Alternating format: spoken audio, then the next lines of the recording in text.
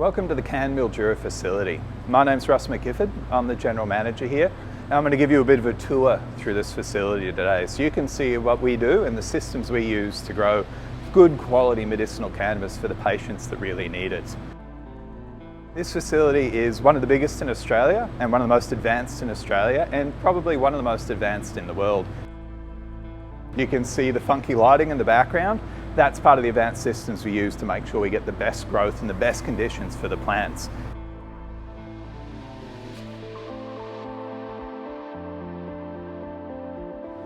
We're standing here in the mother room amongst some of our COG 76 mothers. These are our high THC plants, and these plants are used for mostly medicinal flower products for our patients.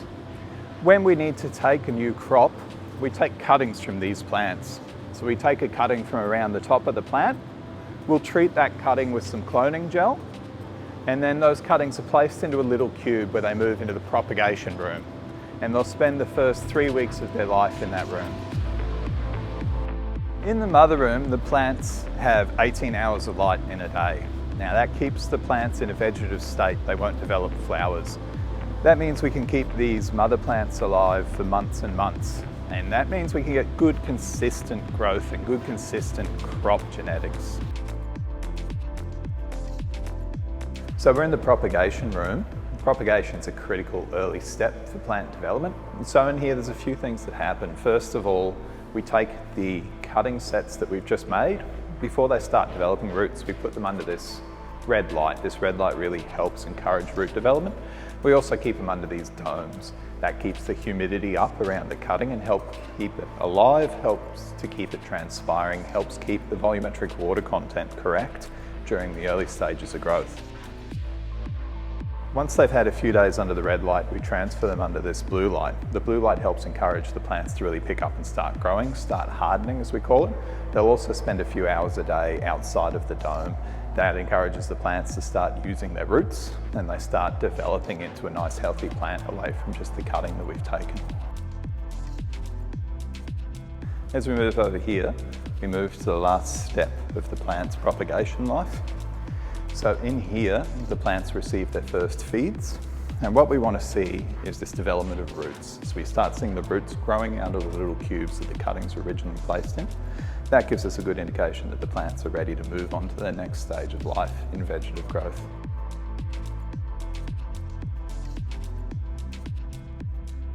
This is our planting line. This is how we take our little propagated plantlets and take them through the vegetative state. So what we have in here is a line that will take these rock wool blocks. These are what the plants will grow up and flower in. It'll irrigate the blocks and get them ready for the new plants to come in. As they come through here, we'll plant them out into a little hole in the top of the block. And then the blocks will transfer through automatically into that robot, which will take a table that's delivered by a crane, space the plants out at the correct density for growth, and then it transfers them through in the vegetative growth zone. So we're here in the mother room still, but this is also where we get our vegetative crops growing up.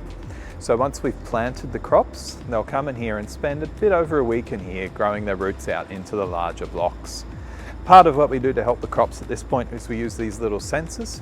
So these sensors will measure the conductivity, they'll measure the pH, they'll measure the water content in these blocks, and that just lets us know that our irrigation's on point and that the plants are given the best chance to succeed.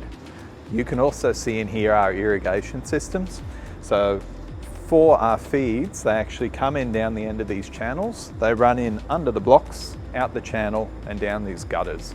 That way we can recover any of the water that wasn't used. We can clean it, bring it back up to the right specifications, and we can feed it back out to the plants. That means there's a very low environmental impact, very low water use for keeping this facility running.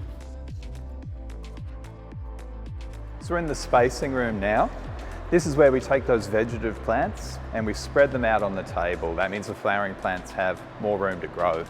In this room, we also apply some support netting that stops the heavy flower heads from falling over when they develop. We also apply in here beneficial bugs. So little organisms will run around and eat any potentially damaging insects. That's how we manage to keep good control and good health of the plants without having to use pesticides. So we're in the flowering rooms now. This is where the plants come after we've moved through spacing. So in spacing, we apply this scrog net, this crop net, that helps hold the plants once the big flower heads develop. In here you'll see we have similar lighting. It's actually more intense. The more light we can get onto the plants through flowering, the healthier they'll be and the better quality products we'll get out of them. Otherwise, the irrigation's pretty similar in here. It works on its own system, so we can feed the flowering plants a very specific blend of nutrients. On my left-hand side, we've got plants that have just come out in the last few days, whereas on my right, this crop's getting towards a few weeks old. And you can see the length of crops running down behind me. That's the size of a single crop for us.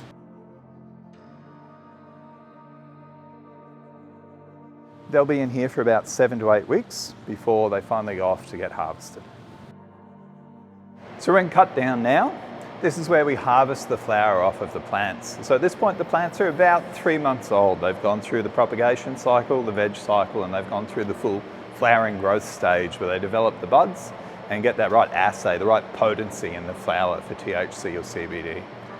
At this stage we go through, we inspect all of the plants, we make sure any with health issues don't move forwards.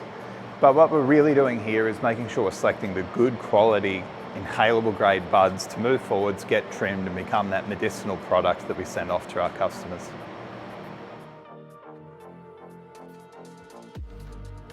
This is our harvest room. This is the next stage after the cut down. This is where we leaf pick, we buck and trim, and tray up.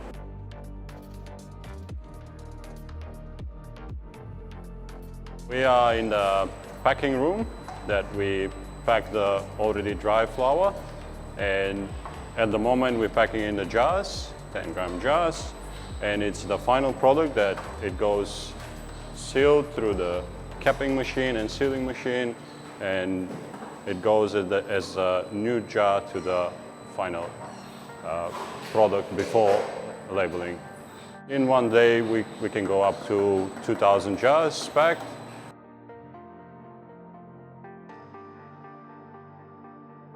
We are people from different backgrounds, like different ethnicity, and then we are all working together. It's very fascinating to see, like different departments, cultivation, manufacturing, like all working together to make the final product. So under one roof, like you can see plants growing, and then, like the final products coming out from the same facility.